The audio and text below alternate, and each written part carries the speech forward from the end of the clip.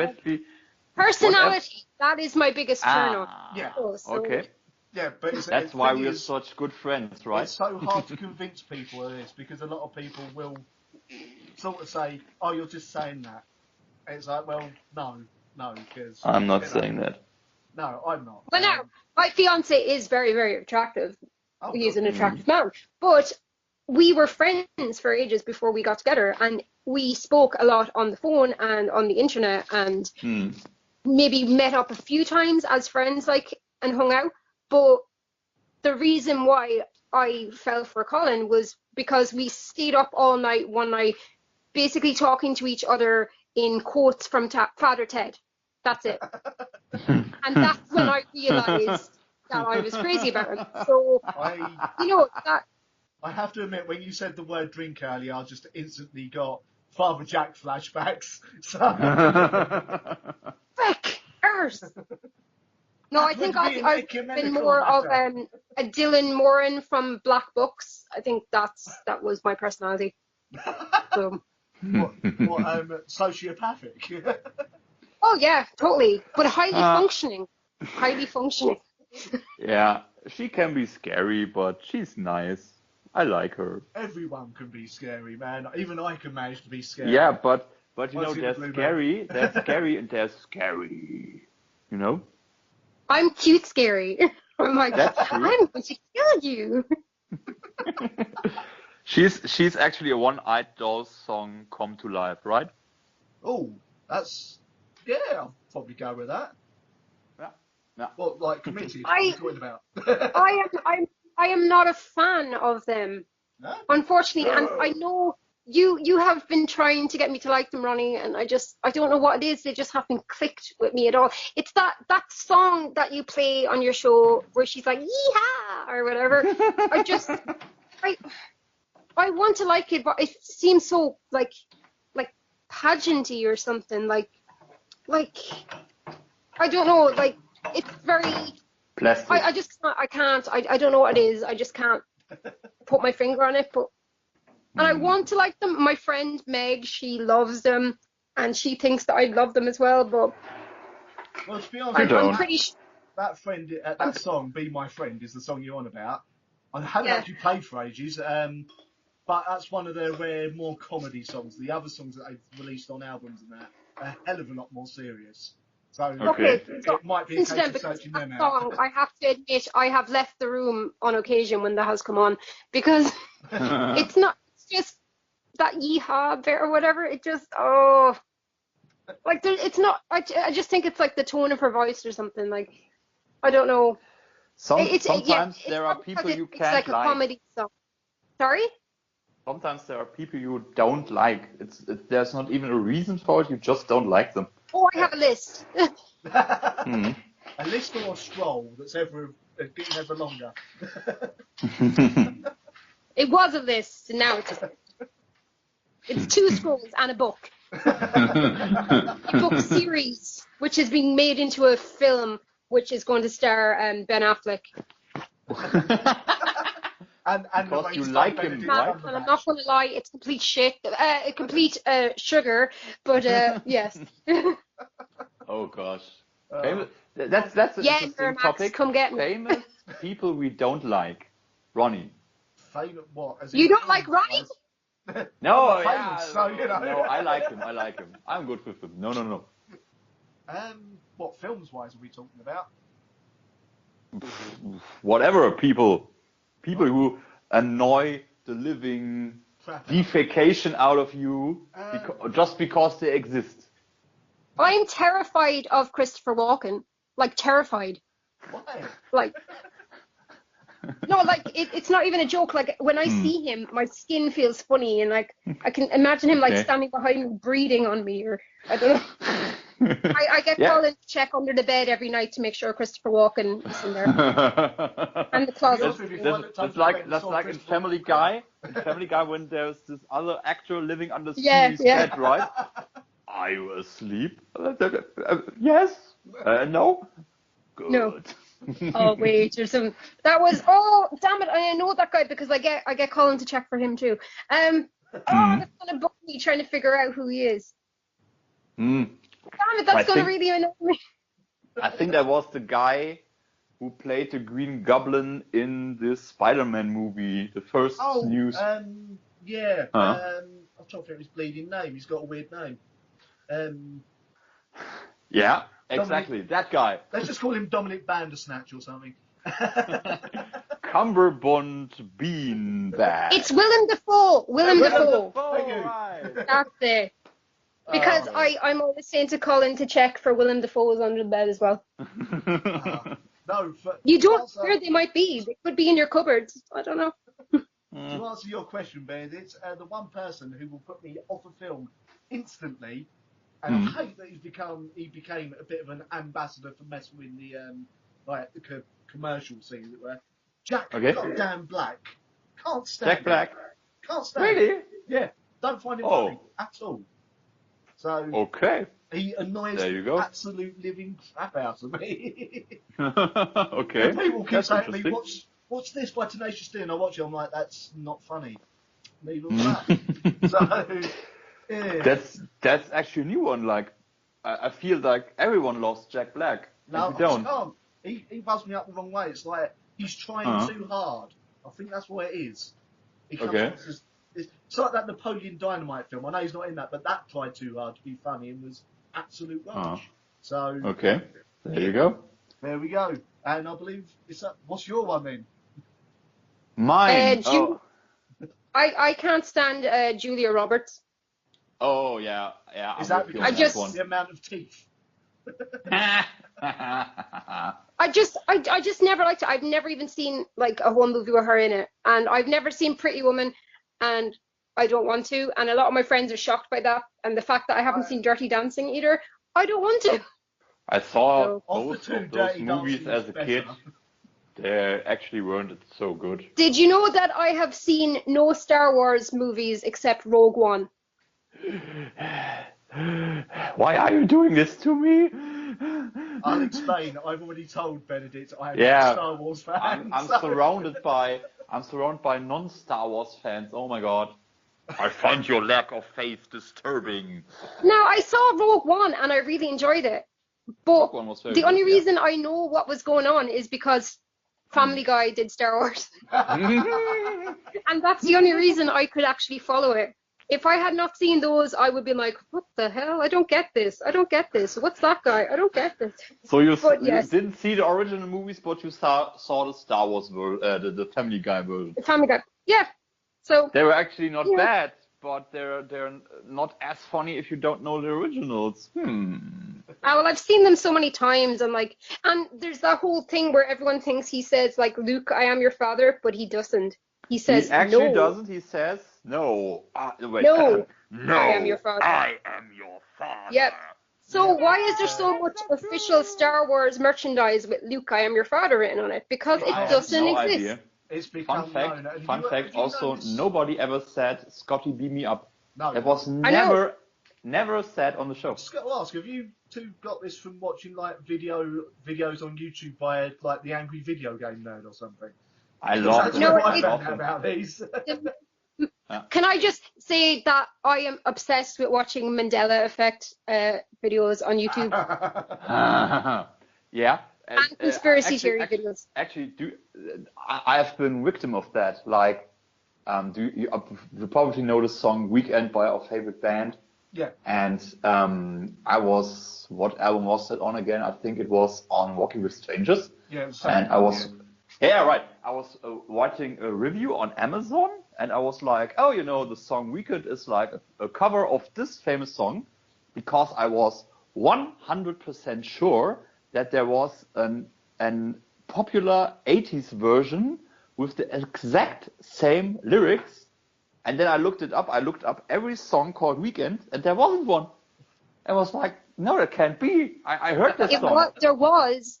But it was in our other reality, because the world ended in 2012 and then we went to another reality, and that's why there's still that's why we think of some things, we can remember some things being a certain way. Yeah. Oh, I've watched hours of these. Like Colin gives out to me and then thinks it's stupid because it's but I think it's true.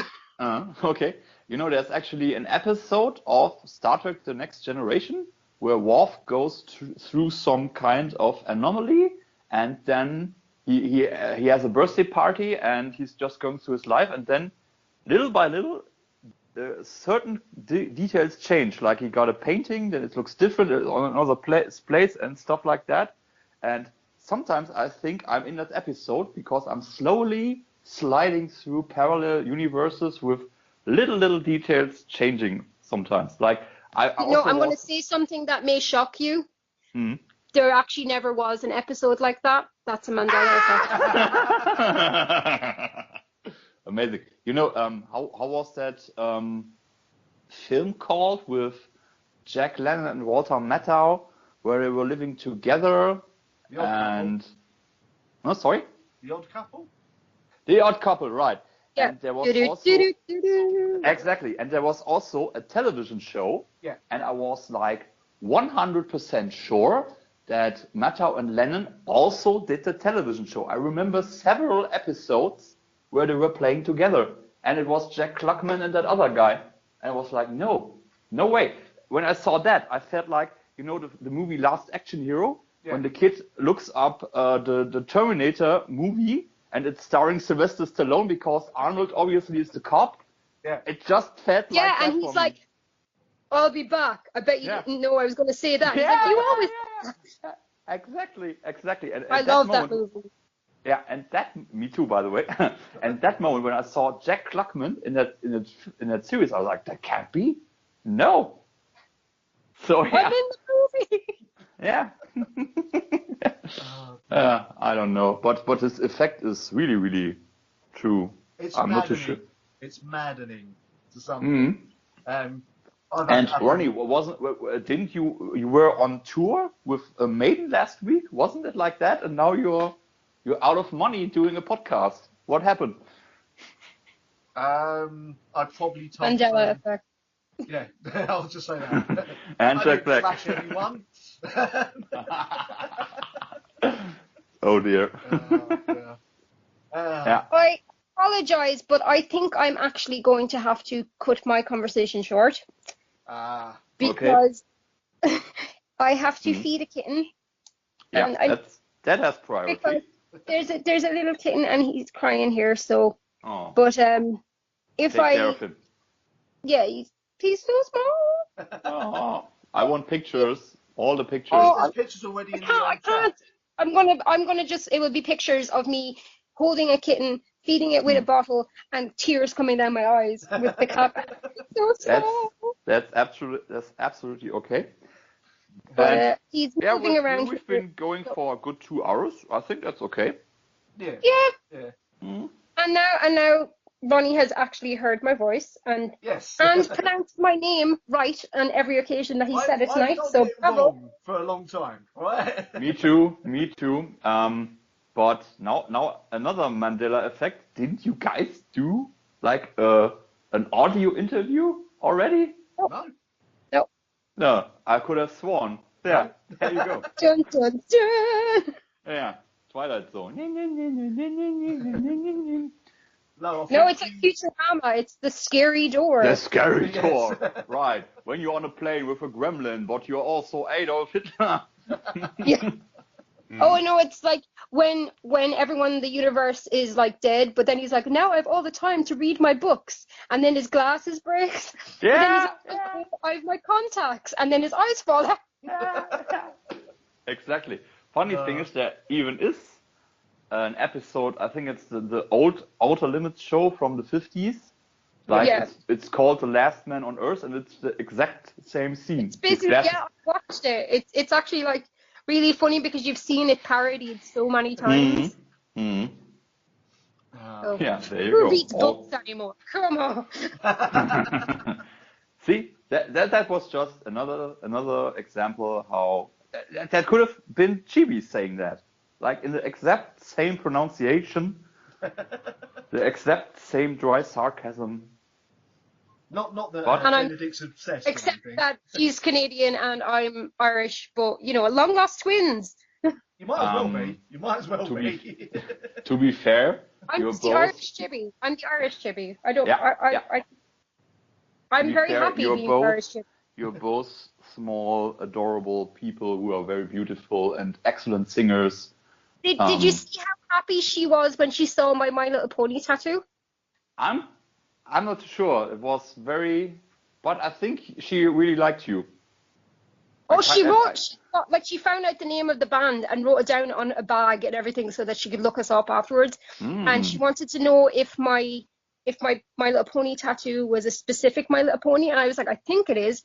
So she was like, no. The minute she saw it, she was like, no way, shut up. And she turns me around and looks at my arm. And she was like, that one. I had that when I was a kid.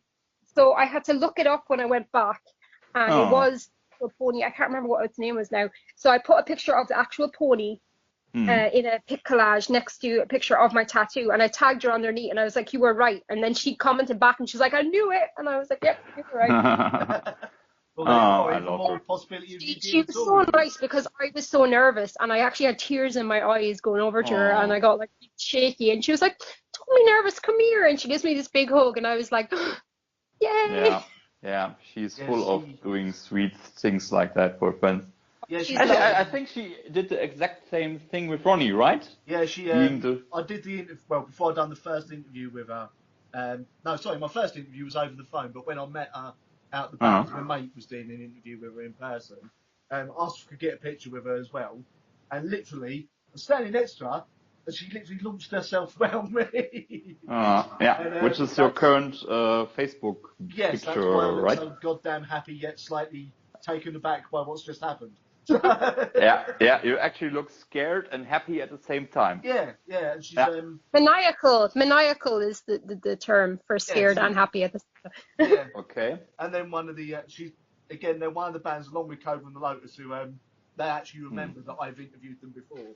So not many bands I've had do that, but yeah, Birthday Massacre, Chibi and Cobra from Cobra Lotus always remember that I've interviewed them. Dude, I'm pretty sure that the Birthday Massacre are sick of seeing Benedict now. It's like, oh God. Yeah. If you've seen my Facebook title picture. Is that where they're like trying to strangle you? Where she's trying to strangle me, where Falcor is strangling her. It's so great. And when I posted that originally, I put in the comments like, they got kind of sick of seeing me. I can't really blame them. Yeah, actually, even when I was getting you to take the pictures of me, and I was like, I need someone to take a picture. Oh, Benedict, and they just went, Benedict. I was like, yeah, I'm here. I'm useful. Okay, guys, I'm really going to have to go. All right. But, it's lovely having all the chats with you. And Ronnie, if you make any little sound bites of me, I want any royalties that come my way. So I don't get paid. So no. The sound bites for those websites. I can't wait for the I like orgy loop. I like orgy. I like orgy. 10 hours of me just saying, I love orgy. I love orgy. Now there's and when we make a flash animation of your lower jaw, of you in a very sexy picture, and then you say it all the time. Okay, I think that's the end of the conversation for me. Okay, have a nice evening. I will leave you to it. I don't want to know what you talk about now, but have a good afternoon, a good night, Cerridwen, and we'll have to have you back along with Colin. Yes, definitely. Yeah, hopefully the next one that comes around, Colin will be awake and be able to talk, and then you won't have to listen to me as much. Well, we try to do this every Friday, so if you're free on a Friday night, then more than welcome. Yep, sounds good. All right. Kitten. Okay, well, have a good night, both of you, and don't get up to any mischief. Nope. I'm just all alone here. Okay, have a nice night. Okay. Bye. Bye. Bye. So. Now there's just me and Benedict in the... Only the two of us now, right? Yes. And still recording? No, the last 2 hours weren't recorded. They better be bleeding recorded. Yeah, right. I've got to edit a bit together, but we can still go for a little bit longer, man, because it just happened again. We went completely off the topic of music. It's happened again. That's true. But I think it's not bad. We talk a lot about music. But also about other stuff that's important to us. So, we should cover some of this anyway, because obviously you are a partner in crime on here as well, permanently. So, yeah. between me My bill is coming, so you know. Your bill is coming. All right. Yeah. I'll just file that in the bin. Bill bin. He's in Germany. What is he going to do? Sue me? And then, I'll get taken to court. But anyway, a band who made fools of us last week, Benedict. Remember we talked about Five Finger Death Punch and their lead singer? We did, yes. And literally the day I posted the podcast, which was the very next day after we recorded it, he completely denied everything we'd already spoken about the night before. What a surprise. Yes. Yeah. And he's now popped back up on stage again. Okay. It's annoying, really. It's Yeah. like, what is going on with Five Finger Death? On and off. But I think isn't the singer of Ghost, isn't it the same with them? Like the whole band is suing him or something like that? Yes, that is still going on. Not sure. There's been no real developments on that as far as I can see. But another thing that's proved us wrong after saying about it last week, they said there's got to be no new Tool or Perfect Circle albums this year. All right. Changed their mind on that. What can I say? People don't. I mean, you got to make a decision sooner or later. Yeah. But yeah, that stuff. Maybe that stuff is also like trying to get attention. I mean, when you got some drama, like the old saying goes, any publicity is good publicity. Yeah. And maybe it's like that. Actually, I mean, for Five Finger Death Punch, I'm pretty sure they're doing some European dates, like they're at Download too. But it's entirely possible. So, yeah. Yeah. I've really no interest in the band overly, to be honest with myself. Yeah, but, I never listened to them. I mean, when I'm at a festival, I try to pick up as many new bands as I can. Yeah, because the live arena is usually the best time to do it. Because then you know when you're listening to. So, definitely. Yeah. So that's how I found some bands as well. However, something I have to address, because people will possibly be wondering about this, and I've only just seen this story today. Okay. Ex-Fear Factory member claims Fear Factory has broken up. Really? Now, allow me to go into this. This is weird anyway, because they have pretty much announced a new album, got a new logo up on their Facebook. Right. And the person who has actually posted on Instagram saying Fear Factory is all broken up and everything is the ex-guitarist and bassist who hasn't been part of the band since 2009. Amazing, yeah. So, but yeah, that's and Dino from the band is completely confused. He said, "I have no idea why you're asking about that." Like, he doesn't even know about this. So it's a bit weird. It seems like it's really weird. But I think that's really trying to get attention. Like, he's out of the band. Yeah, because Christian Walters has resurfaced in a new band with members of Cypress Hill as well. Oh, really? Yep. That's a whole different genre. And someone else, can't remember who the other band member was from, but it's they're called Power Flow or something like that, if I remember rightly. Okay. I listened to a bit of them earlier, not sounding bad actually. Completely different from Fear Factory. Okay. So don't worry about that. So he's not repeating himself, but yeah. I wonder if it was just a way to try and get more spotlight on the new band, you know? Yeah, probably. I mean, if you're out of a band, you mostly those breakups aren't nice. Like no.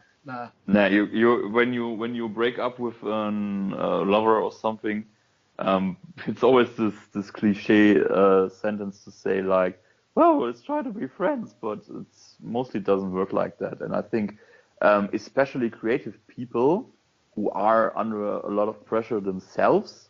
Yeah. How can I say? I think the more creative someone is, the more difficult they are as a person. I mean, I'm pretty creative, and I'm not the easiest guy to be around in real life.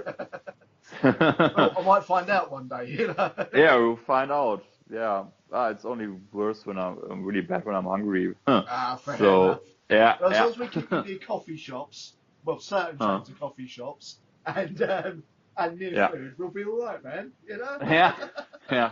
Now, Keep me something fit. else. For those who heard my show last week, my interview with Des Fafara of Devil Driver and also Front's Cold Chamber, he did say in the interview, and it's just come up in the news here, that they are playing Cold Chamber songs with Devil Driver again. Oh, right.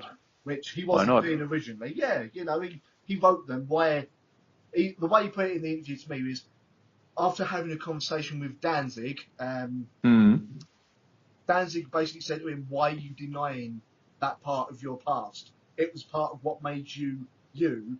So start playing the song." But what I'm a little confused about is the article here. They've put up pretty much like the quote is pretty much exactly what Mr. Fafara said in my interview, but they've said he said it in an interview. Well, they said it. He said it in an interview with Metal Paths. Now I don't know if he's just repeated himself, not knowingly, or if they've like completely credited the wrong person. So, yeah, who knows? Who knows? I'm reading the quote and it's pretty much exactly what he said to me. Okay. Yeah, I don't know, man. If you get feedback like that, maybe you subconsciously adapt to that, and then sometimes you just bring it up. Maybe it Who was knows? me bringing it up that made him start telling other people about it because he realised, you know what, it's about time I let people know to get the news out there to more people. Yeah. It's fair enough, you know. Sure. Because, I mean, how do you feel about that? About a single band member going to a new band and then singing songs he'd done with the old band, as it were? How can I say? When I think about that, I'm thinking strongly about Nightwish, who changed their singer 2 times. Yeah. And I was reading an interview with Thomas, and one question was like, are you okay with Tarja and Annette covering, no, not covering, playing old Nightwish songs? Yeah. And he just answers, sure, I'm alright with other artists covering our songs. And I mean, that's like, on the one hand, it's a fair thing to say, but I was going to say, because he did, I think, when it came to Tarja and, I can't remember her name now, you said it a minute ago, so. Annette, I think. Yeah, it's Annette Olsen, I believe was her name. Yeah, right. Or is her name, she hasn't changed it. Fair enough, yeah. They were the singers, but I don't think they ever wrote the lyrics or anything. They just helped with the vocal arrangements. Yeah, I exactly. believe all the songs that were written by, I've forgotten every member of Nightwish's name. This is going well, isn't it? Thomas. Yeah, I think Thomas does most of the production. Yeah, so or like he's the brain and the heart of the band. Yeah, definitely. But the claim of him saying I don't mind them covering it, that's pretty valid because they didn't have that much input in the first place. Whereas with Floor, I think they have had her help write parts of the new album because she is an established singer with her other bands. Because she was in After Forever, it's a good band. She's got her other band, which is it's RE something, Revamp. Okay. They're a really good band, well worth listening to if you've not checked them out. I should, yeah. There's so much music I gotta check out, and the more I'm around you, the more I realize how much there really is out there. Yeah, exactly. But it's fair, of course, but on the other hand, it's a little bit insulting because both of them actually performed those songs with the band. Yeah. And their voices made them alive, gave them life, basically. They are the voices that are synonymous with those songs now because it's what you hear on the albums. Not to take anything away from Floor, because I'm sure when she sings those songs herself, she sounds probably incredible, possibly even makes them sound better than the originals. But we shall see. Personally, I think no one can really beat Tarja because she is actually an opera singer, something like that. Everyone was agreeing that Annette wasn't as good as her. I mean, by ages, not as good. because she also has a rather high-pitched voice. See, I think I'm in the minority here. I actually preferred quite a lot of the Annette stuff to Tarja. Oh, okay. Personally, and Tarja sometimes... Personal taste. I mean, obviously, Imaginarium, which was done with her. Yeah. I mean, I also feel like Thomas was also adapting the style of the music a bit to a singer, which is a good thing to do as a producer. Yeah, he definitely because Imaginarium, there were like more faster songs where her voice really blends in well. Yeah, they didn't have as much overblown symphonics because obviously when they're not opera singer anymore, she couldn't have really made her voice float above it properly. I think that's what he was going for. So exactly. I mean, with Nightwish, they're a weird example of a band that every time they've changed singer, they've ended up getting even bigger. Okay, yeah, basically, you're right. I mean, Tarja, she kicked it off when Nemo come out. Obviously, that helped boost them into the stratosphere. And then Annette come along, they got even bigger. And now Floor's come along, and they're selling out stuff like Wembley Arena and everything. So that's right. Yeah. I mean, they've always been a big band. Obviously, not always. Everyone starts somewhere. But I remember even in the early 90s when I was 13 or something, they were actually on that Eurovision thing with Floating in the Air, I think. And even my grandma liked that song. Yeah. So they always had, or still have the potential to reach a lot of people while still being gothy enough to float in that scene. And I think that's a very good combination. Obviously, they tour a lot. Like I've seen 1 or 2 documentaries where they did world tours. Yeah. Which is very, very amazing. And yeah, I mean, basically, when you change your singer, it can be a blessing, but also a curse. And I think it's very 50-50. I mean, it's right. Like for probably one of the biggest examples, Iron Maiden, when they had to change singer because the original singer went, and then he was having drink issues. They got Bruce Dickinson in. That could have gone either way. It ended up making them one of the biggest bands in the world. So yeah, exactly. There you go. There are other bands where they've changed the singer, and for me, there's a band called Nemec, who their original singer absolutely brilliant. Changed singer, they now just sound like another standard melodic death metal band. And I can't. That's a shame. Yeah, that's a shame. Yeah. It also depends on how big a personality that singer is as well. Yeah, that's true. But I think in the case of Black Sabbath, it was better for them to return to Ozzy. Yeah, because that combination is somehow fits better. Yeah, Ozzy's voice. I mean, not taking anything away from Dio, because Dio in his own right is one of the best metal singers. Well, best singers, really, ever. And so rest in peace, Dio. But you just needed that griminess that Ozzy's mournful voice has for Black Sabbath. And I'm glad you agree with me on that one, because I had a lot of people say to me, "No, Dio was the best song singer." I was like, no. So he was too good for this more grimy, gritty, doomy riffs too stuff clean, like what they go on there. Like his vocals were too clean and hitting notes, whereas Ozzy, I don't think Ozzy hits notes, does he?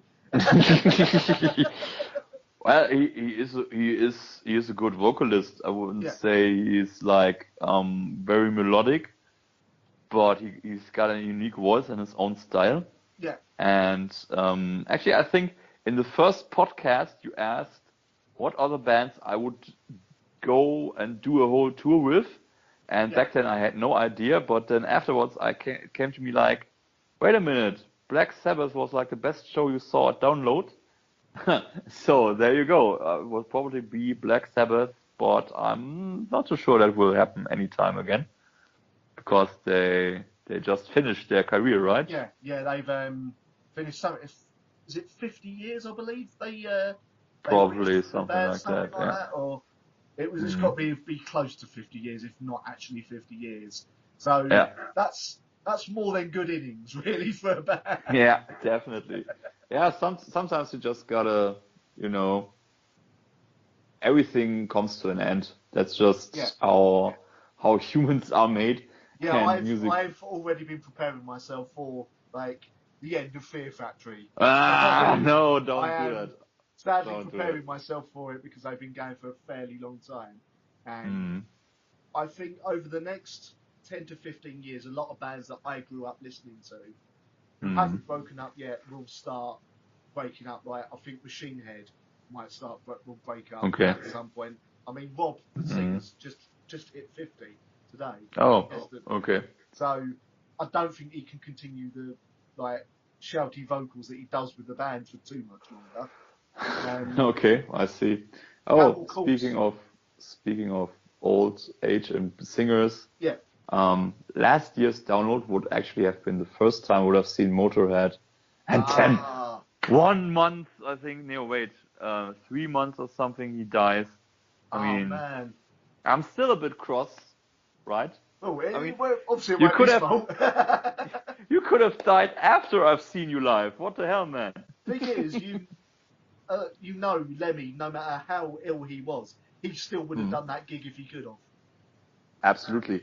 Like I think 2 months or something, or just several weeks. My colleague back then saw him in Munich, announced, and he still kept going, and it's very amazing. He was 76, wasn't he? Yeah, something like that. Yeah, he didn't actually look 76. He looked about late 50s, I would have said. Yeah, but I was lucky enough to see them when he was still healthy, but that was a good 12 years ago.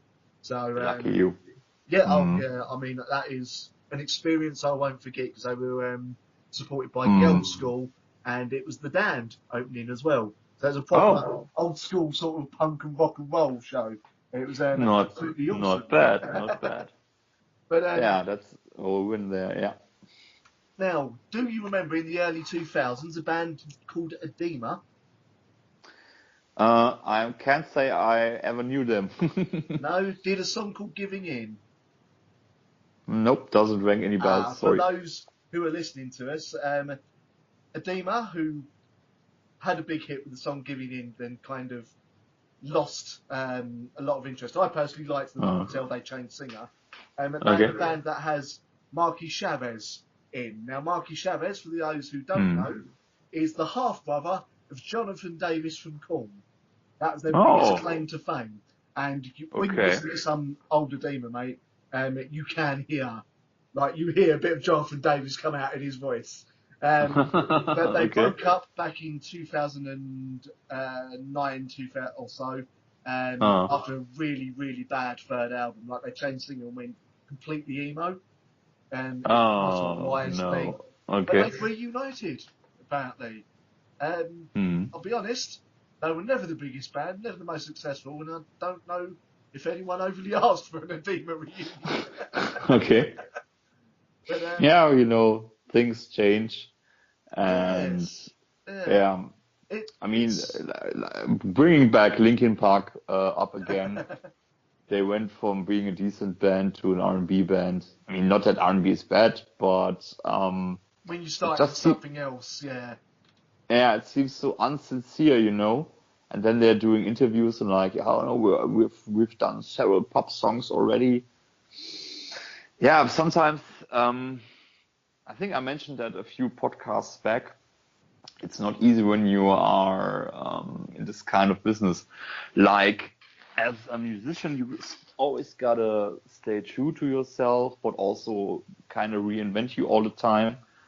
And that's sometimes people go over the top and are too much reinventing themselves. So I don't know. I think it's also a bit changing.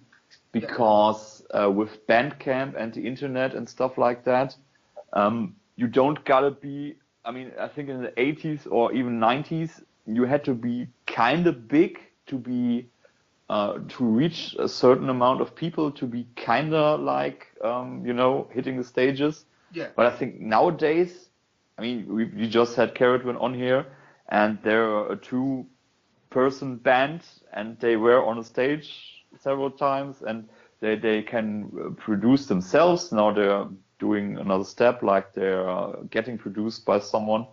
And I think that's how music is going to develop. Like there will be probably more small independent bands, but yeah, they won't be like making a big career or a big living of it, because there will be more of them.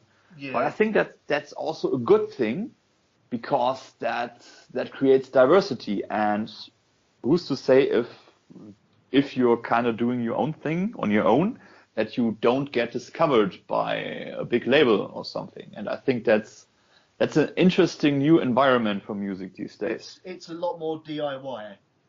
Exactly, yeah. But there's no other way now, because labels, I think maybe over the next 25 to 30 years, the whole idea of what a record label is won't be an all-encompassing thing. I mean, it's already started now, with a lot of bands just going, you know what, we'll release it ourselves. Pretty Addicted being a perfect example of that. Arranging gigs by themselves, doing this, getting a few like odd big tours as well with other bands. Same with, hopefully that will happen with Sugarplum Suicide, and a few other bands. It just seems to be the way to go. Yeah, it might cause money issues for you, but you would get them money issues if you want a record label anyway. And as someone who wants to start a record label, I know I'm going to say this now, and like it'll come back to haunt me at some point. Probably. The idea with my record label, if I ever get to start it, was I want to make sure that I can support the bands fully before putting them on tour, so they don't end up having to sort of scrimp and save, end up in debt by the end of the tour, and that I can actually pay them enough to live off of, you know? Yeah, that would be a cool thing. Yeah. Now that's going to take a lot of money from me, and I'll be probably on lots and lots of money. Yeah, I'll so be much losing money. a lot of money to start with, but once it starts paying off, and I'll get the other bands who like big or whatever sort of going, well, hang on, we're leaving our label. These guys seem good. You know, that is the plan. But when I can pull it off, something I can't say, really.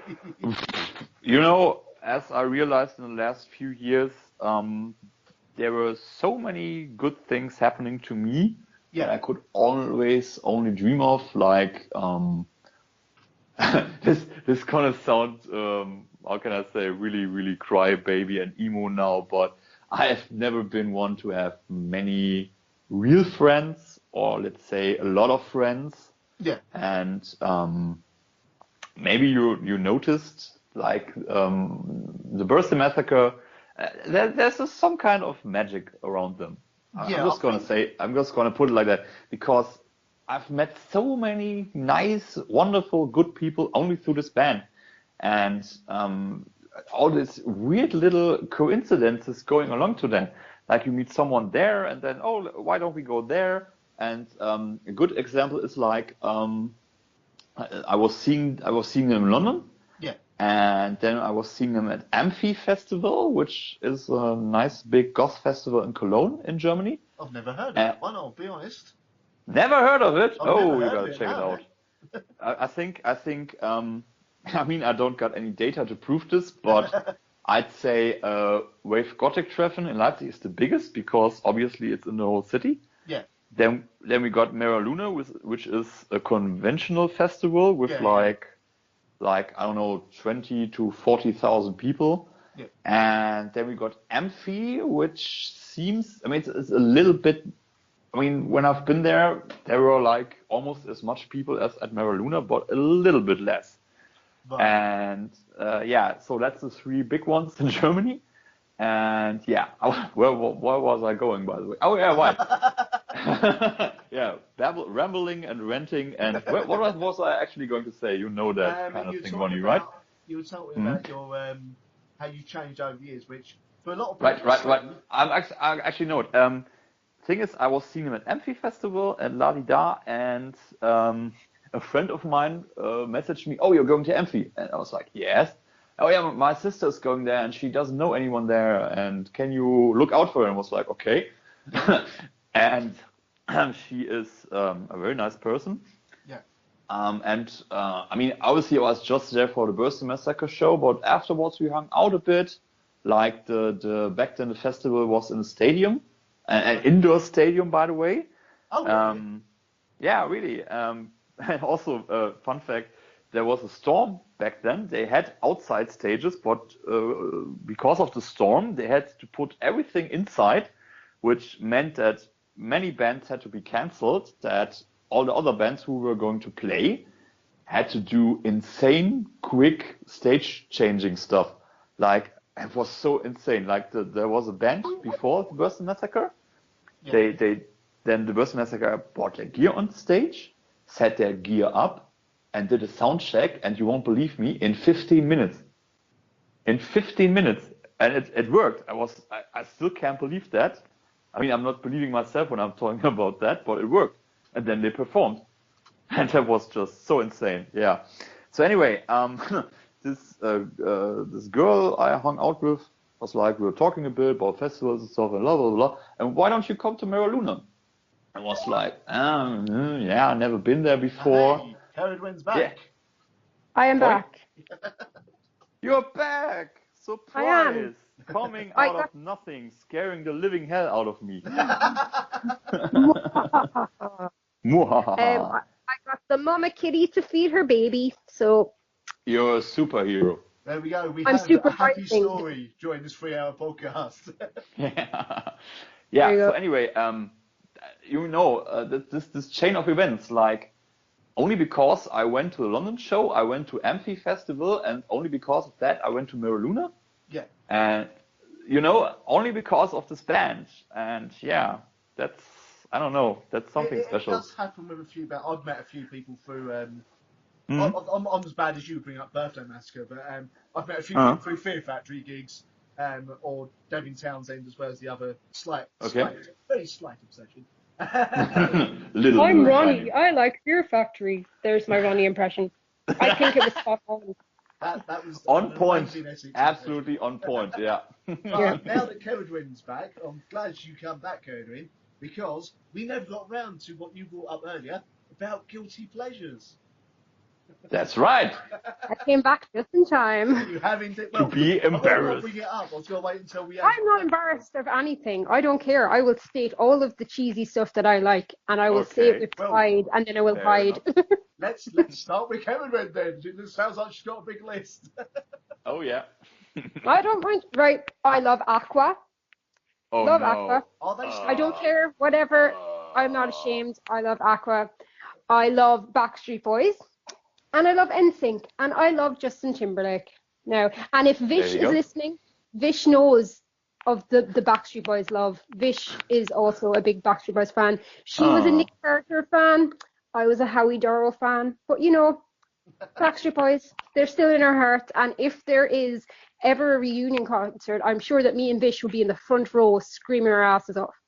Well, Vish is someone I have spoken to about getting on this podcast. It's just a case of when she's available more than anything else, because she's doing so much for the new album coming out. Yeah, because I'm meant to be doing a Skype date with Vish soon, but lots of touring and band stuff and that, so busy. Yeah. So, yeah. But we will get her, because I have been trying for probably about a year now to actually arrange an interview with Vish as well.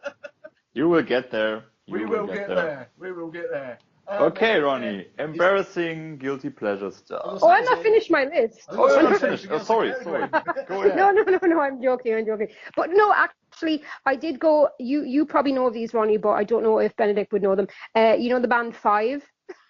Yeah, some generic boy band stuff.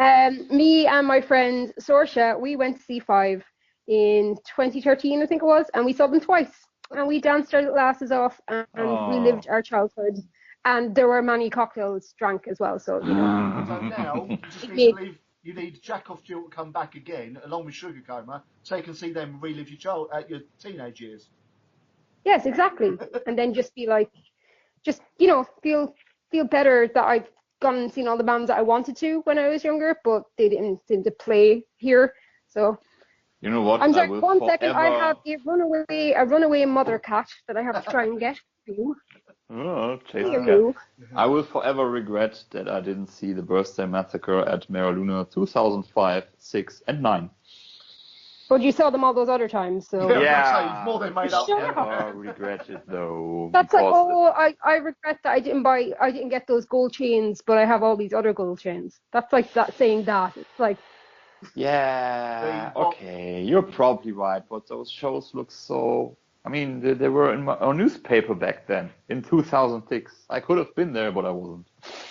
Oh well. What I regret now is not getting to know Cerridwen earlier, because I kind of saw Jack Off Duel on their UK tour twice for free, and I had a +1 on the guest list. And what I'm regretting is that I haven't punched Ronnie in the face yet. There's still time. That's something many people regret, I guess. What will surprise you here is I actually asked about 10 people whether they wanted to come with me. And nobody wanted to go? Yeah, you know horrible. All your friends are horrible. I know. I needed help to try to sort of do the interview, to take pictures while I'm doing the interview. And not one of them took me up on it. I'm like, you realise they're never touring again, right? And they're like, yeah. I feel sick now knowing that. And I'm just like, come on. It happened to me with Orgy as well, funny enough. But, yeah. And now that you know me, you probably won't have any of these passes. Depends when you get over from Ireland, though. At the time. That's the thing. So, is there any more to that list, Cerridwen? Not that I can think of right now, but I can get back to you. It'll probably be updated soon. Go for it. Now, Benedict, I know you've done an entire video on it. Yep. I don't need to add much to it. Yeah. I have not seen this video, so list, please. You haven't? You haven't? No, okay. I have not, so I need to know all of them. I'm not going to recite them, but I think... Well, the thing is, are we talking about guilty pleasures, or are we talking about music that we put behind us? Both. Both, you say? Yeah. Everything. Okay, as you both probably knew, I'm the biggest American hip-hop fan in the world. So... What? I thought Colin was. Yeah, actually, when I read an interview with you guys, Colin was, and probably still is, a huge Eminem fan, like me. Yep. So, there's one, Eminem, D12... Cerridwen could have sounded less impressed when she said yes about that then. Yep. I'm not an Eminem fan, but if the person I love likes Eminem, I'm going to have to, to deal with it. That's compromising. Oh, I'm so glad I'm single. No Aqua listening for me. Yeah, well, those, I'm not going to recite a lot of American rappers now. DMX, I'd say. Limp Bizkit counts definitely as a guilty pleasure, I'd say. Because...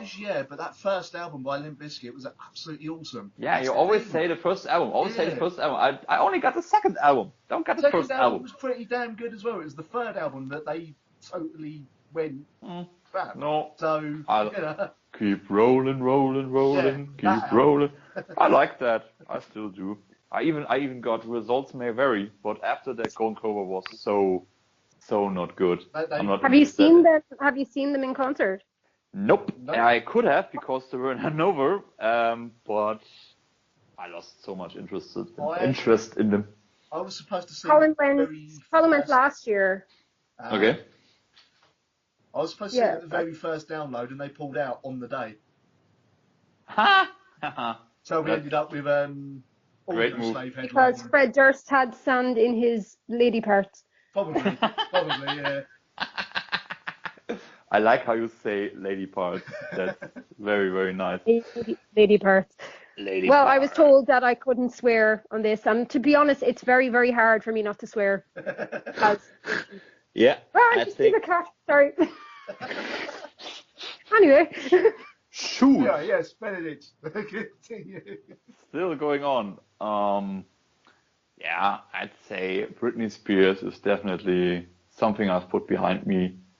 Yeah, Lauryn Hill and stuff. So we're pretty much. But because she's not released anything for years, is she? I think she's a Gemini too, by the way. She had this. She's also a clone. Look up stuff on YouTube. Britney Spears is a clone. I believe everything you say. Justin Bieber is a lizard person. Yeah. By the way, these are all future Sugarplum Suicide. Crap people. No, no, she hasn't. Actually, there was her solo album and there was a MTV Live album, and that was about it. I was gonna say she sort of disappeared after that solo album. Yeah.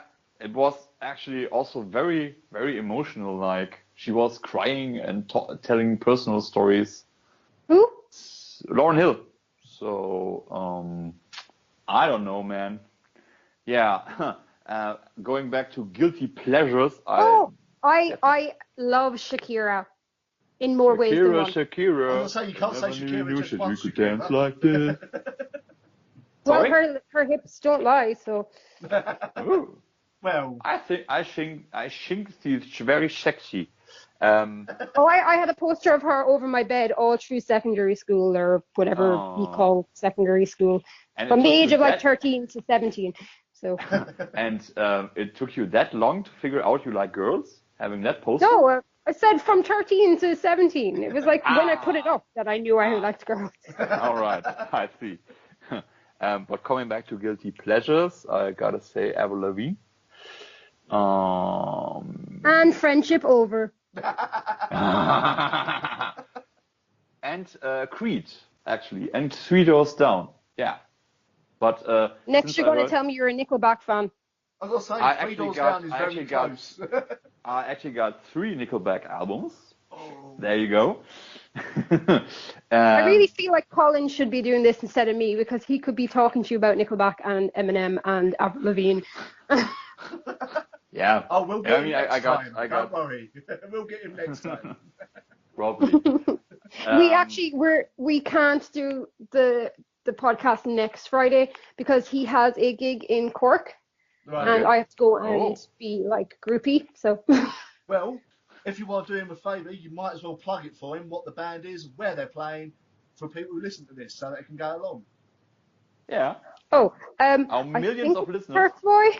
I'm not sure if it's Turf Boy. Oh, yeah, it's Turf Boy. It's his grunge band. It's in Fred Zeppelin's in Cork, and it's the 19th. So there you go. So if there's any Irish people listening, if any Irish people are listening, Cork, next Friday night, Fred Zeppelin's. If you like Alice in Chains or Nirvana or any of that, like Pearl Jam, any of the whole grunge thing, then you should go see them. And I'll be there too. I won't be doing anything. If I had the money to get to Ireland, I'd go on the 19th myself. So. Yep, me too. But no vacation, no money. I'm sorry. You should come over for the July bank holiday for Species Festival. July bank holiday? We got a bank holiday in July. But Species actually sounds interesting. So. Huh? Sorry? Every day's a holiday for me right now because I'm unemployed. So. Yeah, every day is a holiday, but you don't got stuff to eat. Yeah, not great. Basically, though, there's we're playing a festival, Species, which is like gothic art and entertainment and music and awesome. This is our 3rd year to play it, and we play it. How many people are attending there, by the way? How many visitors would you say? I have no idea. It's usually pretty crowded. I have no idea. It's a Iliac and Harriet. They put it on, and they own the property, and they have this gigantic, which looks like a gigantic barn, but it's actually this big hall that you can put gigs on and everything. They own the whole thing, so you can camp out, and then they have this cool cabin for all the artists to sleep in, which looks like your stereotypical summer camp cabin from an American TV show with the bunk beds and everything. Oh, it's awesome. And then they have people are selling art. Then people are actually doing spray paint there. Like this guy, Victor, he did one last year of Marilyn Manson. He just did it by hand, and it's that picture of Marilyn Manson where he's holding the magnifying glass and you can see his teeth. Yeah. Everyone knows he did that. But he just did it with spray paint, and it's like amazing. A photograph. Amazing. Absolutely amazing. They have awesome food. So there's a food truck, and our friend Hazy runs it, and she does like gourmet burgers and things for people who eat meat, and then she does like falafels and vegan food, Very Then she does a full Irish breakfast for the next morning, or a vegetarian breakfast for anyone who doesn't eat that. But the food is amazing. And then there's this guy, Michael or Michelle, I think French guy, and he makes crepes. Love crepes. Savory and sweet. So you can have like Nutella and banana, but he says Nutella banana, and I just get him to say it. I'm like, what crepes are they again? And he's like, Nutella banana. I'm like, sorry, what was that? Just the best thing ever. It's just, but he fed us at the first ever species and like made us crepes the whole weekend, and we're just like, yeah, all the crepes. So then last year when we went back, he gave us hugs. He was like, oh, it was so much fun like feeding you guys last year. You know, hoping that he'll be there this year too, but. And then there's going to be, I'm pretty sure, like burlesque dancers, you know, different kind of entertainments like DJs, live bands. There was even a Victorian tea party last year where everyone dressed up and we had tea and kind of like an Emily Autumn kind of thing, you know. Like, that sounds really nice. I've got DJs there, she booked me. But Ronnie, they want to if you wanted to come over, visitors. You can still apply. There's still forms on their website to apply for it. Like if I knew for definite I could get the money together to come over there and pay for somewhere to stay, I probably would do it. But you wouldn't need to pay for to stay because it's like you'd be staying in the artist cabin because it's a full weekend thing. Like it's a Friday, Saturday, Sunday. So you'd get to stay there. Yeah. And so you wouldn't need accommodation. You'd only basically need flights. And you can get flights to Ireland pretty cheap, like, and then you could just get the bus. They're running a bus from Dublin. It's called the Got Bus, and it brings like everyone. So you could get that to Longford. We'd be getting on in Longford, and then we'd all head together. So you'd literally just need flights and money for the bus. That's it. If I can't do it this year, you could probably crash in hours anyway. If I can't do it this year, I might look into doing it next year. If I haven't been fired from DJing or something. Yeah, like because you can always like submit for it anyway because they're always looking for different things. Like I gotta say, I'd be worried I'd go down like a lead balloon, but it's always like good crack, and like everyone who's a good crack. See, I'm totally Irish. That means it's fun, Benedict. Good fun. I actually saw that word online, and I even knew what you meant. Yes, see, but you also, what do you remember the other words that I taught you that we call Shane? Not one. We call Shane it. Remember the word that we call Shane, and I got you to text Shane and tell him? Oh, yeah, I remember that one. Yeah. So there you go. I'm teaching him. I'm teaching him bad words. But it's a swear word, so I'm not saying it. Yeah, exactly. But I'm teaching him Irish words so that he can fit in. But actually, earlier this week I saw a video how many different accents there actually are in Ireland. Oh, and yeah. I tagged all you guys, and I think it was, Colin said, 100% accurate. Yeah. Well, like, I'm surprised you can understand Shane, though. His accent's fairly...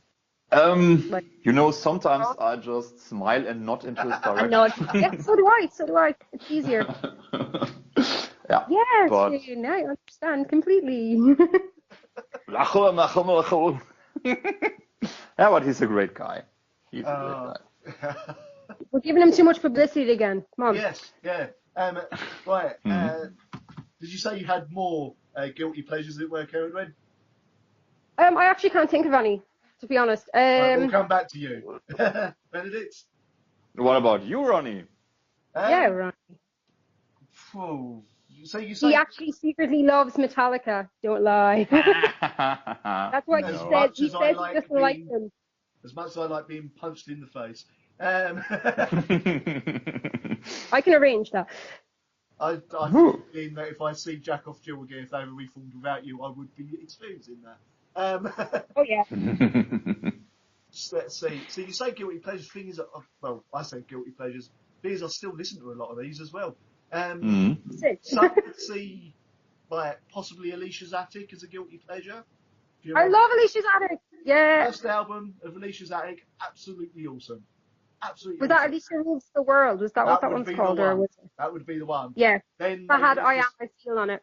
Yeah. Well, then they released Illuminati or what the second album was called, and it was rubbish. At first, I've only heard the first one, thankfully. So yeah, don't go beyond that. Do not go beyond that. See who else. I mean, I do like some really, really cheesy power metal, like Sinatra Arctica and stuff like that, which could make people cringe. See, guilty pleasures. Some will probably hate me for listening to Radiohead, but I love them. No, they're I like brilliant. Radiohead.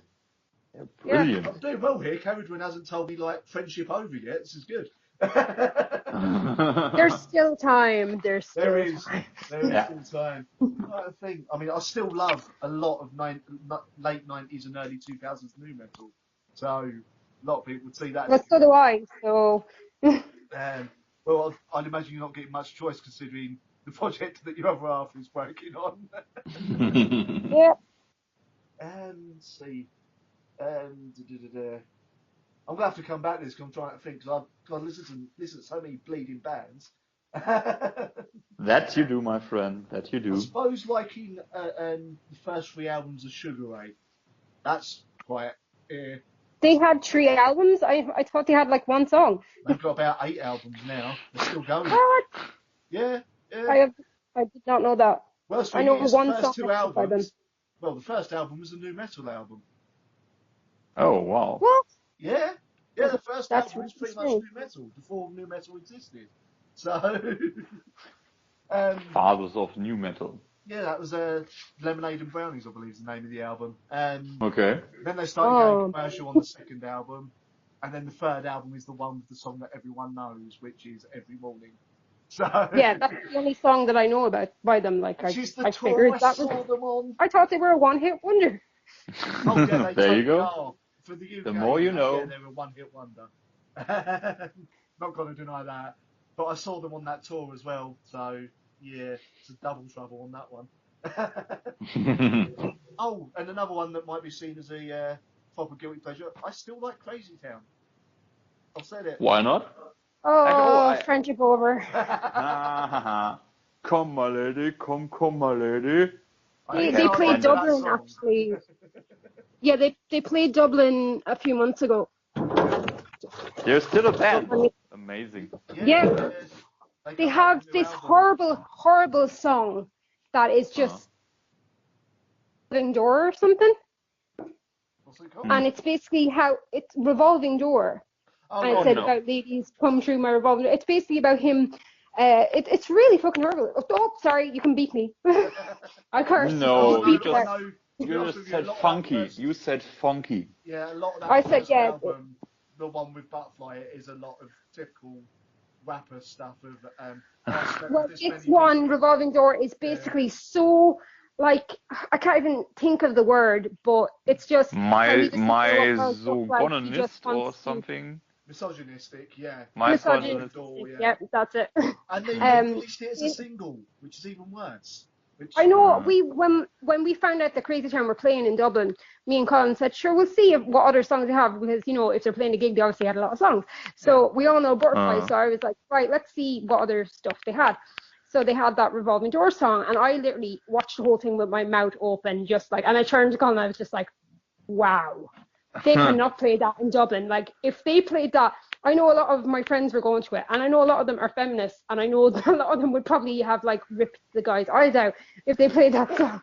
It was just so, well, not going to that extreme, but I mean, there would have been probably a lot of angry messages on the internet afterwards, and you know, but I mean, like, I'm really hoping that was not on the bill, because you can't really get away with that kind of stuff now. Like, you know, I don't. Because when I saw them live a couple of years ago, I think they did play it, you know. I actually think they did play it when they come back, which when just before they released the newest album. Because yes, they've released the third album, people. I heard a song that they actually did a while ago, and to be honest, it wasn't that bad. It was one of the newest ones, and it wasn't as bad as I thought it would be. No, it's not metal though. It's pretty much a straight up hip hop album. I'll give it that. Yeah, it's not a metal album at all. But you said, actually, you thought out about the like feminism. Here's something that I'll have to bring up because I need to, because I'm mates with the band, or at least 2 of the people in the band, because they're also part of Hearts Under Fire as well. A band called the Franklies, and this will support this might kick you off into a feminism rant at Cerridwen. So just to warn people, rant possibly incoming. Well, I actually posted about this because I had to share because I can't believe this kind of lazy journalism still exists. Band called the Franklies. They had a review in what magazine was it? Might as well call them out on it. I saw it. Yeah. Yes. Pretty good for a how- girl band, right? Wasn't Yeah. it something like Yeah, that? the Oh my Something god. along. They played a gig at the Bedford Esquires, and they're playing. It's an advert for the actual gig, and they've put the Franklies built a reputation of one of the most exciting live bands on the London circuit and beyond, with relentless touring across the UK, Europe, and America, including a recent support tour with Airborne. I didn't even know they'd done that. And festival slots at Isle of Wight 2015 and Download Festival 2016. That's fine. Just stop writing there, mate. Just stop writing there. Then he adds the stinger. Proof that girls can make great noise too. Yeah. Oh, I saw that. I didn't actually comment underneath it because I would have went on such a rant that you would have actually probably have to delete me from Facebook as a friend because Just you would have been do it now. so many notifications. You would have went, oh Jesus Christ, it's her again, and it's her again. I know that the band that the bassist, I think it's the bass, sorry, the guitarist, of the Franklies, she's in Hearts Under Fire, and their other guitarist is a feminist as well. So she is the one who I saw her post it first, and even she went on a massive rant about it as well. So go for it. And rightfully so. I mean, we're not in the 50s anymore, right? Yeah, I mean, being a sort of semi-journalist myself, I don't do written reviews, but I do obviously video reviews on YouTube and that. Yeah. This annoys me as well because it's like you're dragging all us other journalists down by still writing crap like this. You know? Exactly. We haven't had the Riot Girl thing. We haven't had like bands like Cobra, Hailstorm, etc. Raising the game of that, making the other bands, whether they be female fronted or man fronted, to sort of bring their game up as well. Just for you to then say crap like that. I mean, Jesus Christ. I think I've only used the term female fronted in one or two reviews because it was pretty much the only way I could really describe the band because I couldn't find any proper pictures of them. So that's the only time I've had to do it, but I've tried to avoid using that. I mean, that a female fronted is not judgmental. It's just a fact. It's a very, very lazy way of writing a review, I find. So, actually, as well, I want to actually correct because I did it as well earlier. Vish from Pretty Addicted goes as they, not. No. So, and I know I'm terrible. I have said she, and so have you, running in. Yeah. I just wanted to correct that just in case because I know I have been talking to Vish on several occasions and that has come up and I'm usually okay with it, but then the odd she will slip out. But that's, as I said, Vish prefers to go by either Vish or they, or Vish is what is termed non-binary, I believe. Yeah. Vish is awesome. Vish doesn't need a gender. Just remember, it's they when you speak to her, not she. Yeah. Actually, I think as long as people are trying, I mean, it's like all your life you say he or she, and it's getting used to myself, but I'm trying. Yeah. But just for anyone else who is listening, because I don't want to ever to insult Vish ever, but I think Vish knows me well enough now to know that I wouldn't have done it on purpose or anything. No, I think a lot of people who are non-binary, that's what I was looking for, generally they don't mind the odd slip up because they know it's going to happen. Because it's just how your brains have been hardwired over the years. And Vish, exactly. Vish is, I think, Kit from Hearts Under Fire is gender fluid as well, or non-binary, sorry. And again, as long as you're making the effort, Kit's absolutely fine with it. Same with Vish's as well. So just make because I can't, I actually don't like that, especially if someone is trans. And they are now female. Like this has happened to a friend of mine, and they're female. I know them as female. It's she, and people referring still as he.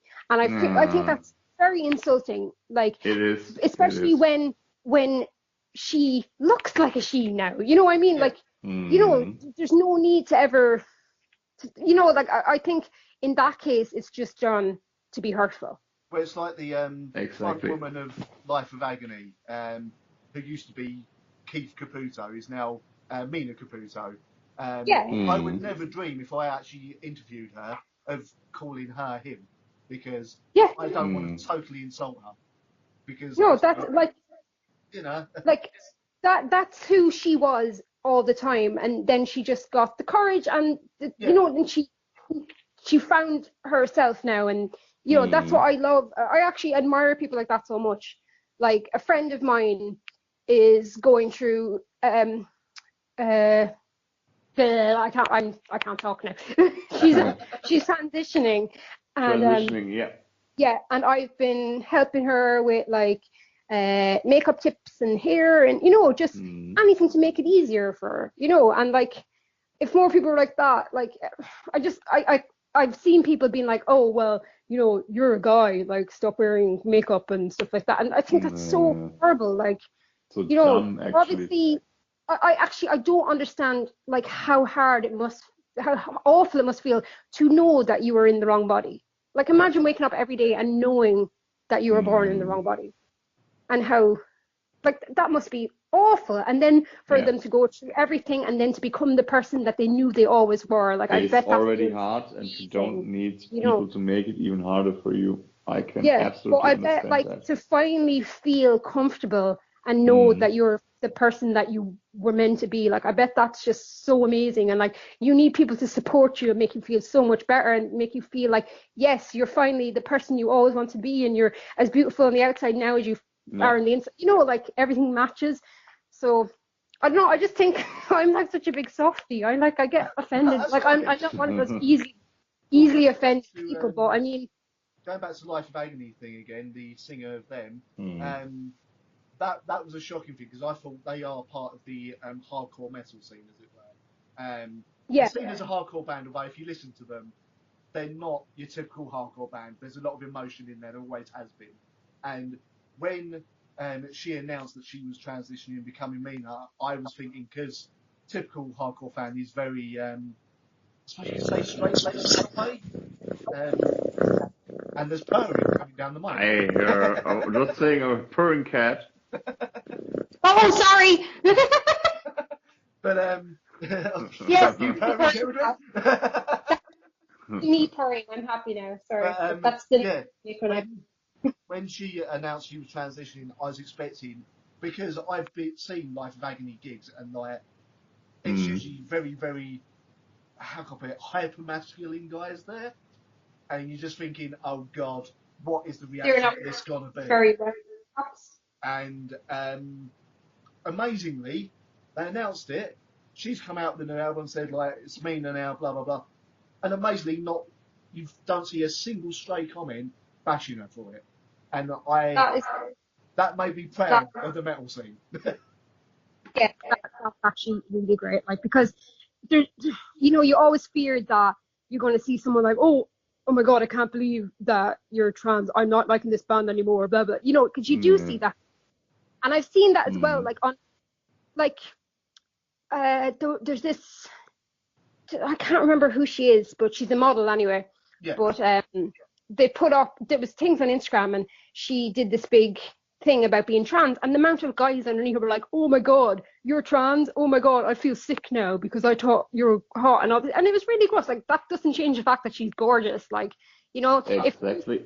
if you feel sickened by the fact that she was born male, there's something wrong with you, not something wrong with her. Well, I absolutely agree. And guys, I'm gonna be honest, I need to use the bathroom, but maybe you can talk during this time. I'll be right back. Because I think Cerridwen needs to go off on one about that article in a moment.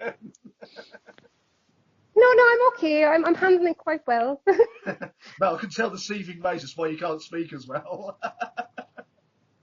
No, I'm okay. I don't want to go on a rant, because I don't want people listening to this and thinking, geez, that one from Sugarplum Suicide is crazy feminist.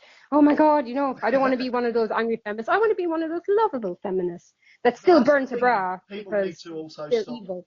People need to stop demonising the word feminist, though. That is the thing. Which I will sort of say that is something that needs to stop. And you said about gorgeous trans people. There is obviously there's a certain porn star who's transsexual, and I would get with them, and that is Bailey J. If you know who that is. I do not. I guess I'm not as big of a porn enthusiast as you. I know it's made me sound really bad, doesn't it? Sorry, Mom. But she is. Oh, I don't think my mum listens to these. But That's good to know. She is absolutely gorgeous. To be honest with you, she's heard me talk to her in person. She knows I talk absolute rubbish. But she is absolutely gorgeous. If you were to see her again, you wouldn't know they used to be male. And really, if you call them male, you'd be absolutely offensive. But back to the point of that article as well. Why write that? Surely why didn't any editors catch it as well? That's what I don't know. Like who saw that and went, right, that's fine, let's go to print. Yeah. I mean, it's like what was it? There's a few bands like Cobra. Every time, like when I first interviewed her, and possibly when I interviewed Chibi as well, they were probably waiting to come out with the usual question of, oh, what's it like being a woman in the metal scene?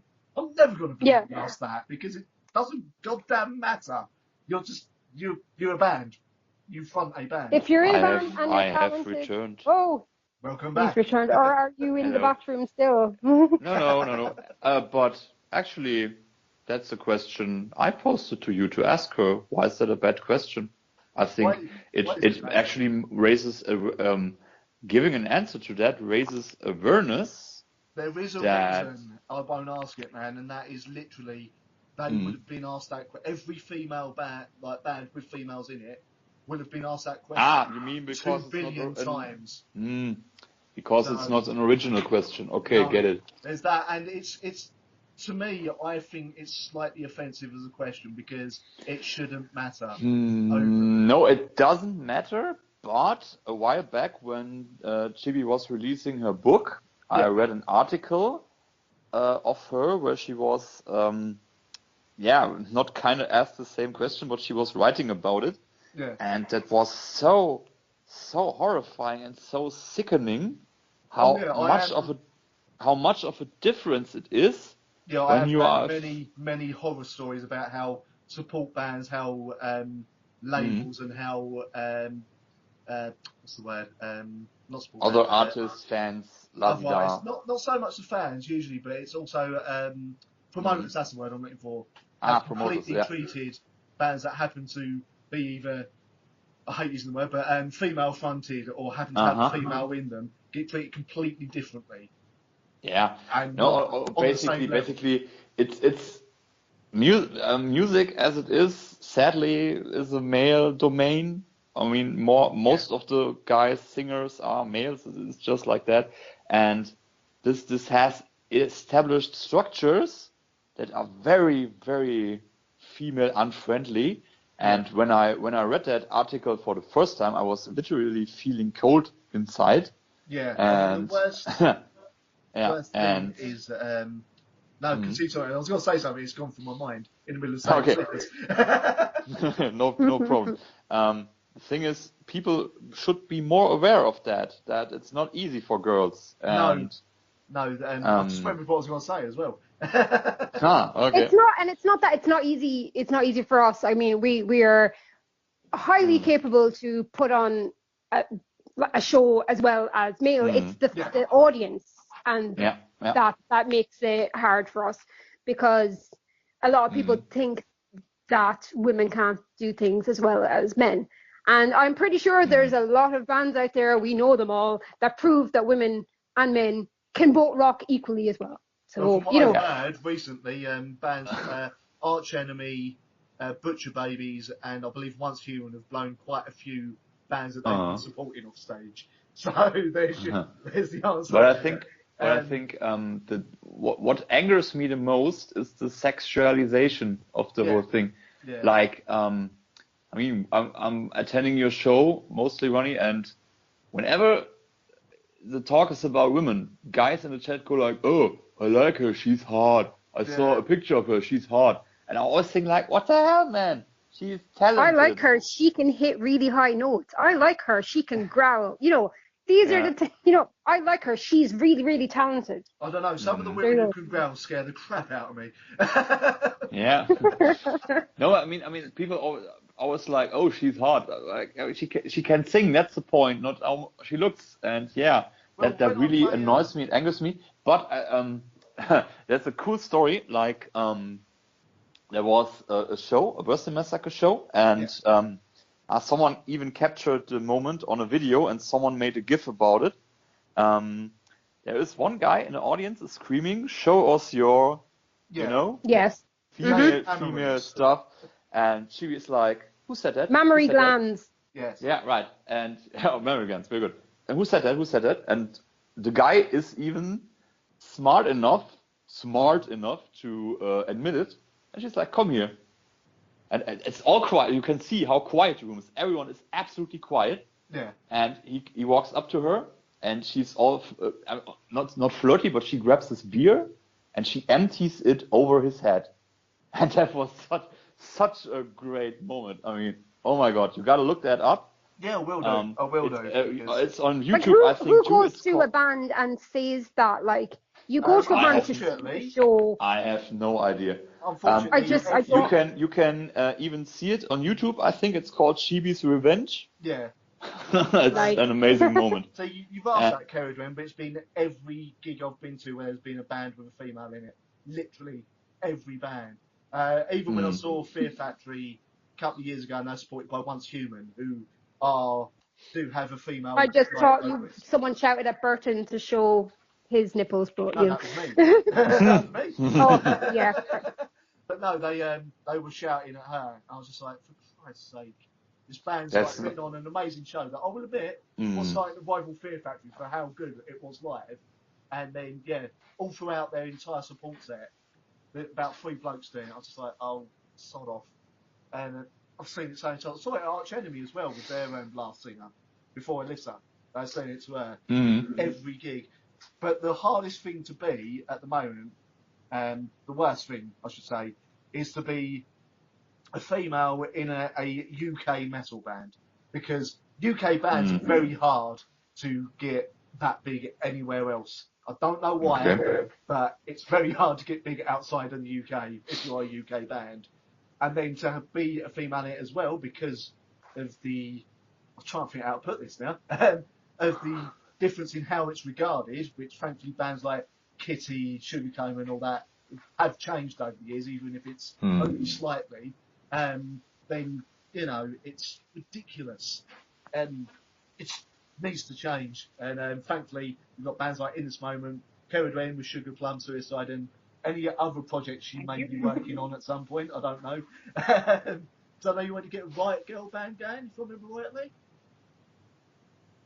I'm definitely getting some kind of. I recorded a slight Riot Girl kind of angry girl song. It's only like about 2 minutes long. It's called Not Your Boyfriend, and I just play the bass and sing on it, but it's in the works.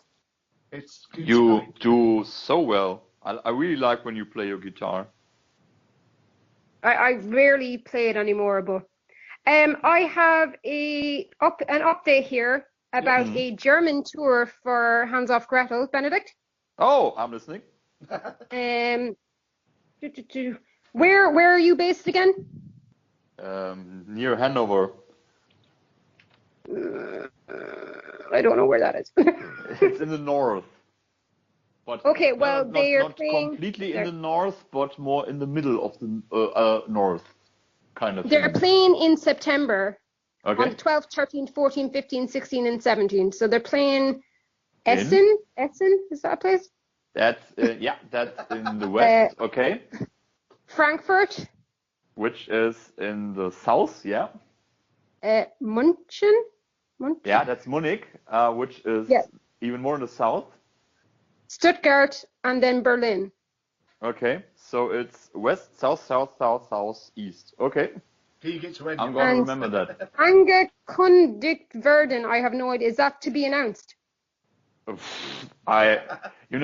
thing is, when someone native to English tries to pronounce something in German, I was like, okay, probably if I would see the word written out, I would be able to tell you what you were just telling me.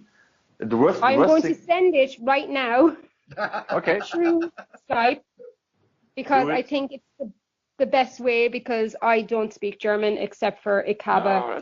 That's okay. And I can recommend seeing that band live as well, Benedict, because I do remember them being very, very good. Okay. I'm looking forward to it. Oh, she said. Right, I'm just sending the image there, so. Yeah. Okay. Wait, I got a thingy. He's got a thing. Here, have some more purring. I'm just seeing. Oh, it stopped. Okay, she doesn't like you. She stopped purring when I put the phone to her. No, I'm an unfamiliar voice. Yeah. Oh yeah. Trying to think. If we got anything else for the guilty pleasures while we're still here? Guilty pleasures. If we haven't got any more, no. we ain't got any more. We'll move on to something else. No, I'm just. Yeah, I can't think of anything else. Me neither.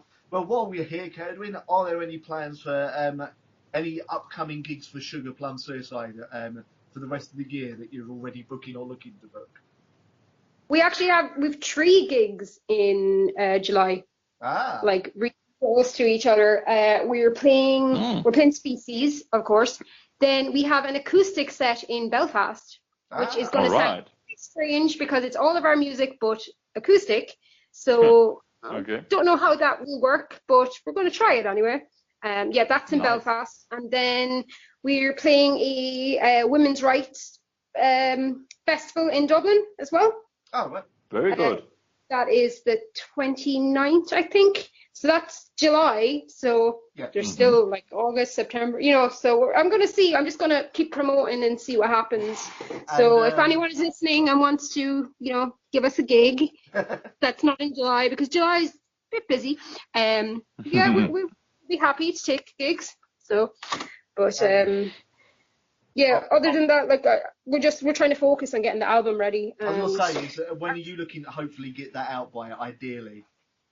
I wrote October, but I'm hoping before that. But it's just getting all of the tracks mastered. Once that's done, we can order the cases and the booklets and the t-shirts, and that won't take that long. So it's just basically getting all of the music perfect, to be perfection. I'm still the track, the Somnophobia is the one we're going to be releasing soon, and it's amazing. But there's one part of it that I still am like, I want it to be different. But I think I'm going to do that anyway because it's just I don't like the sound of my own voice. Fair enough. That's something I can relate to. Because I relate to that as well, Benedict. Because when I play my interviews on the show, I turn my speakers. Do I sound like that? Yeah, I can't stand hearing my own voice. So it's weird for a DJ the thing is, the voice I'm hearing all the time. Because as I learned, you hear your own voice different because your jawbone vibrates or whatever. The voice I'm hearing in my head. Yeah, it's so weird when you hear yourself in recording. You're like, right. Like and the voice I'm hearing in my head is way cooler, so I'm always disappointed. Oh, I have a few voices I hear in my head. Yeah, they tell me to burn things. Yeah. They tell me to bring the pointy things. The pointy things. Oh dear. His voice doesn't like you. Yeah, I hear voices and they don't like you. Great T-shirt. Right, we'll wrap up in a bit, but as a fellow horror fan, Cerridwen, have you got any recommendations for some horror films that you've seen recently? Oh, Well, you don't I'm trying to think. Recently, but I don't know. I feel very let down by horror movies recently. Oh. I like my classics. I am a huge Hellraiser fan. I love Hellraiser. Do you actually know how much of a friend you've just made in me by that one sentence? I feel the love. Seriously, I feel the love. I even have a replica Lament configuration box and everything in my house. So. I have the special edition in the Lament configuration box of the first 3 films. Yeah, no, I actually have like an actual box, like a little Yeah, plastic one. I And do I was need trying one to of them. get the wooden one that you can actually move, and it's so expensive. But No. one day I own it. When you're rich and famous. How are you feeling about this reboot that's coming out? Not good, Ronnie. Not good. Neither am I. But did you also suffer the pain of watching Revelations? Oh yeah. See, I like the first three, and then after that, it's like, okay, I don't like you anymore. And I watched them because, I felt like as a fan, I needed to watch all of them. But like the first two, they're classics, just the best ones for me. Yeah. Now the third one, it's okay, it's not that good, but there's some bits of it that are really good. Like, but 1 and 2 are definitely just the best ones. Like they could have stopped there, and I still would have been happy. Like, so I don't know. I don't know how I feel. Like, I'm trying to think of what kind of stuff that we've seen recently. That was only good. I like the horror films, but I find myself recently really enjoying ridiculously over the top gory films. So I've been delving. Oh, we watched all of the Saw movies again recently. We just had a big Saw marathon, I've got to do that. I've been meaning to do it for myself for ages. Because when people think of Saw, they just think, oh, it's gore, oh, it's all this things. It's not. It's actually such a good psychological thriller at the back of it. When you sit down and just watch all and the story and how it unfolds, and then like if you watch the last one and it has a connection to something on the second one, you're like, oh my god, it's so well thought out. Like, and you get to watch Chester Bennington get killed again and again. I know, right? Like, oh look, your skin stuck to the seat. Oh, how awful. Oh look, there goes your back. Yeah. There goes like, I got your back. And also, I am a huge Carrie Elves fan, and I'm not going to say anything because I don't know how many people have seen all of them, but the fact that he's in the first one, as the Doctor, like, I adore him. He's just like one of my favorite actors because of The Princess Bride and Robin Hood Men in Tights. I was going to say Robin Hood Men in Tights was the first film I saw him in. So yeah. And he's like, unlike other Great Robin movie. I speak with a British accent. Such a good movie. But yeah, and The Princess Bride, like, I saw that when I was younger. We had that on VHS when I was a kid. And then I bought it for my parents a few years ago on limited edition DVD when it came out. Yeah. So we have the VHS and the DVD. So that was my childhood growing up, was just Carrie Elves. Like, so he's such a good actor, but unfortunately, he's been in a lot of movies that are just really bad lately. Yeah. He's one of the actors that made some bad decisions, otherwise he'd probably be huge. That's the thing. Yeah. Now there's a TV show called Psych, which is amazing. Have you seen Psych? No, I can't say I have. It's brilliant, and he has a role in that a few times as a international art thief called Despero. Okay. He's amazing at that too. Now, have you seen Get Out? No, not yet.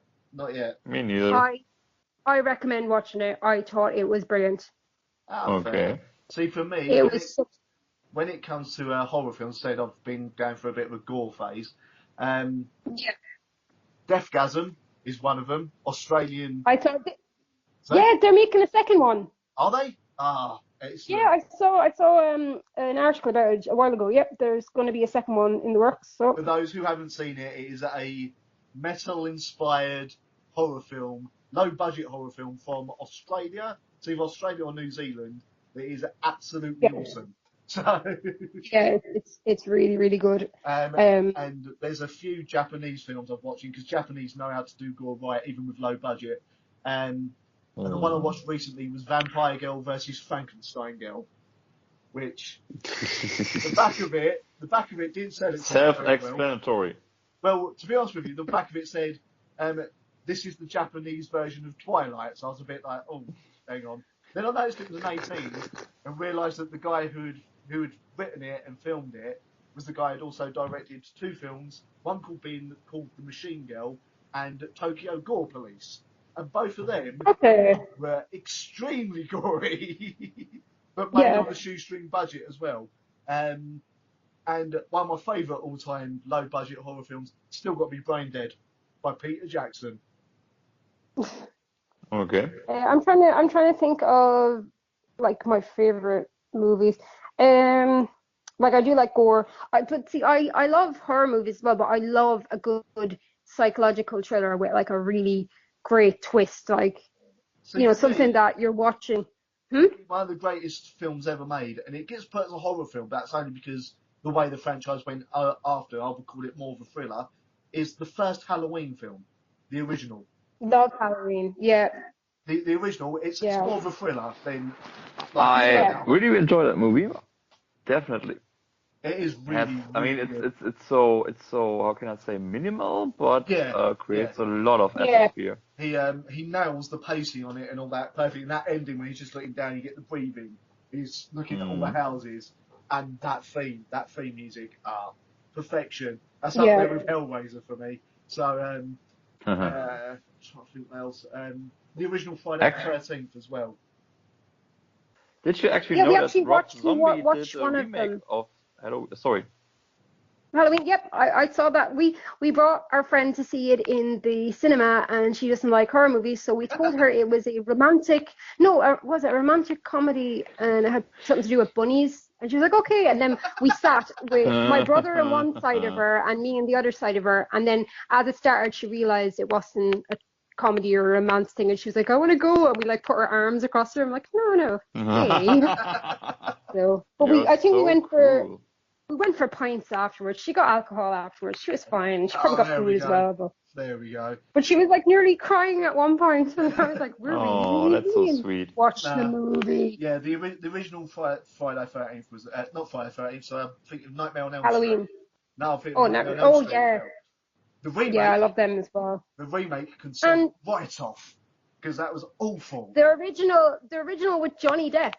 Yes. Like Johnny Yeah. Depp was in one. Like that's insane to think that he was in one of those. Like He's also in Platoon for about 5 seconds. Huh? Johnny Okay. Depp. Because I I wonder watched how it. much he got paid for that.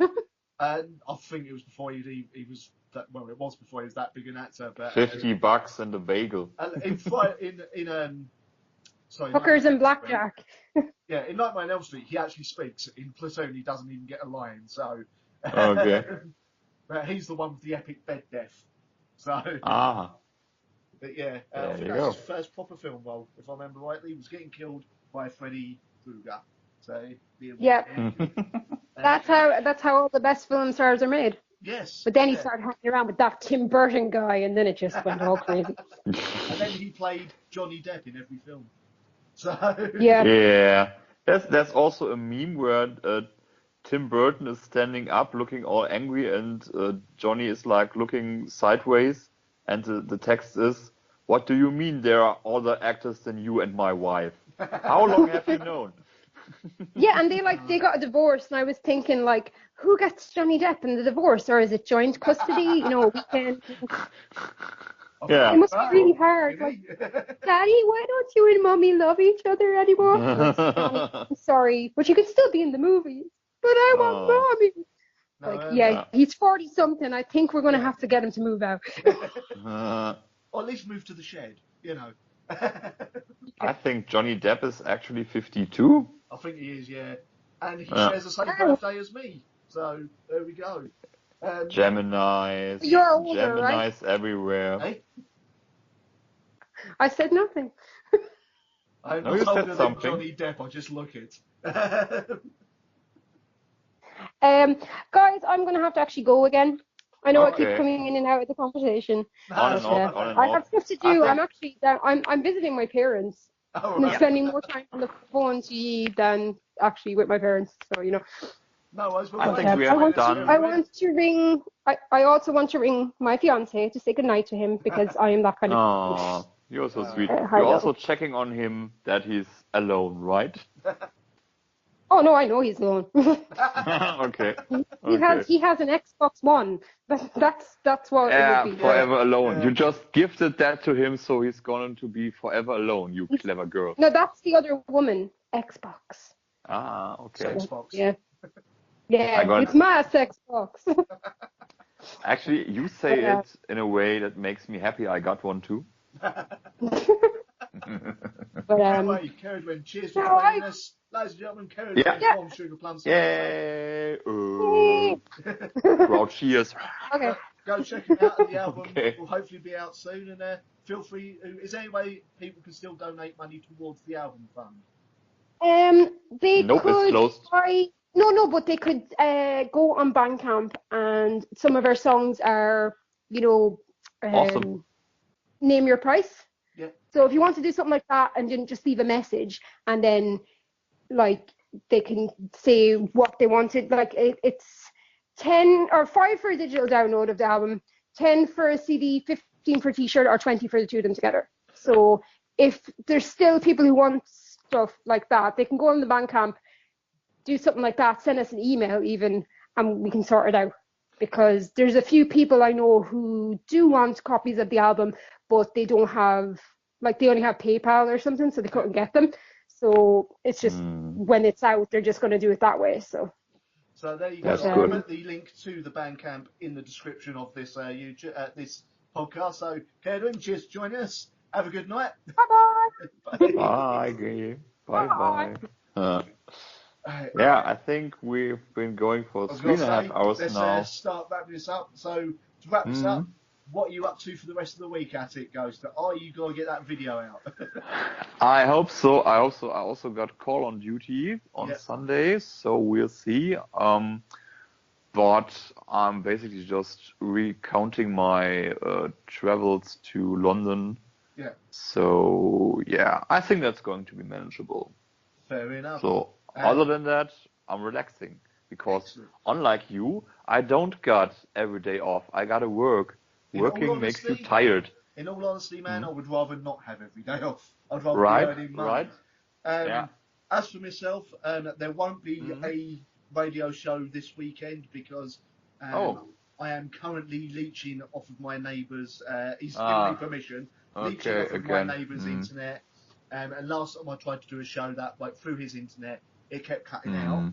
And the reason I'm having to do this is because my lovely, lovely broadband providers, TalkTalk, are upgrading the line. It's going to take 10 days, and they didn't need to tell me this in advance. So I only found this out yesterday when I phoned them. That's great. But the plus side of this is next weekend, I will be back, hopefully, if all is up and running again, and I will have my interview with Christopher Bowers, the lead vocalist and keyboardist for pirate metal band Ailstorm. So make sure you tune in for that next Sunday from 8 p.m. GMT, 3 p.m. EST. And it goes, as always, it's been a pleasure as my co-host here. Thank you, Ronnie. We've got to change the name of this podcast, really, haven't we? Yeah, oh well. But I'm out of words after such a long time. Ladies and gentlemen, thank you very much for tuning in to this. If you made it throughout all 3 hours or however long this video is, well done you. Well done you. I hope you found at least some of it interesting. And we will be back hopefully next week. I'll be back. Any last words apart from I'll be back? Any last words? That sounds so final. I got stuff. Okay, any I last got so words much. for the podcast? Okay, for the podcast. Respect women. Yes. Respect women, stay safe, enjoy your metal, no matter what type it is, and don't let other people make you into an elitist. Good night. Oh, yeah. Never ever. Okay, bye.